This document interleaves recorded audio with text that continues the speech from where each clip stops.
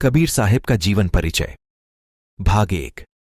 जरूर सुने, बने रहिए मिस्टर रिंकू ऑफिशियल चैनल के साथ।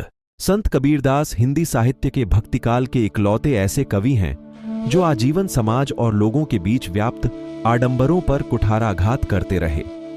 वह कर्म प्रधान समाज के पैरोकार थे और इसकी झलक उनकी रचनाओं में साफ झलकती है। लोक कल्याण हेतु ही मानो उनका समस्त जीवन था। कबीर को वास्तव में एक सच्चे विश्व प्रेमी का अनुभव था। कबीर की सबसे बड़ी विशेषता यह थी कि उनकी प्रतिभा में अबाध गति और अदम्य प्रखरता थी।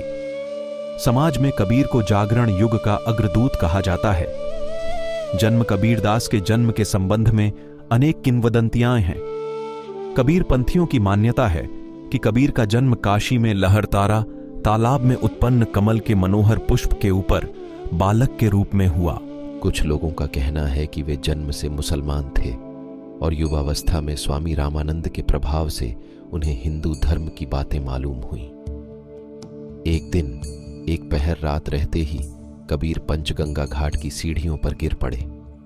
रामानंद जी गंगा स्नान करने के लिए सीढ़ियां उतर रहे थे कि तभी उनका पैर कबीर के शरीर पर पड़ गया। उनके मुख से तत्काल राम राम शब्द निकल पड़ा। उसी राम को कबीर ने दीक्षा मंत्र मान लिया और रामानंद जी को अपना गुरु स्वीकार कर लिया।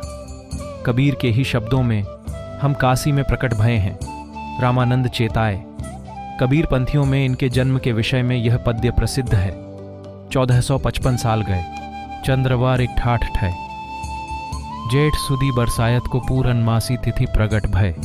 घन गरजें दामिनी दम के बूंदे बरसें झर लाग गए। लहर तालाब में कमल खिले तह कबीर भानु प्रगट भय। एंड जन्मस्थान।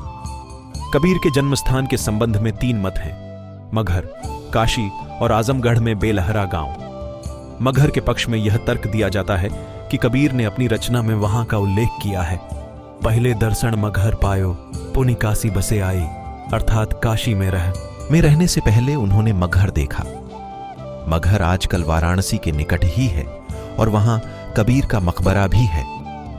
कबीर का अधिकांश जीवन काशी में व्यतीत हुआ। वे काशी के जुलाहे के रूप में ही जाने जाते हैं। कई बार कबीर पंथियों का भी यही विश्वास है कि कबीर का जन्म काशी में हुआ, किंतु किसी प्रमाण के अभाव में निश्चयात्मकता अवश्य भंग होती है। बहुत से लोग आजमगढ़ जिले के बेलहरा गांव को कबीर साहब का जन्म स्थान मानते हैं। वे कहते हैं कि बेलहरा ही बदलते बदलते लहर तारा हो गया। फिर भी पता लगाने पर न तो बेलहरा गांव का ठीक पता चला पाता है और न यही मालूम हो पाता है कि बेलहरा का लहर तारा कैसे बन गया और वह आजमगढ़ जिले से काशी के पास कैसे आ गया। वैसे आजमगढ़ जिले में कबीर, उनके पंथ या अनुयायियों का कोई स्मारक नहीं है।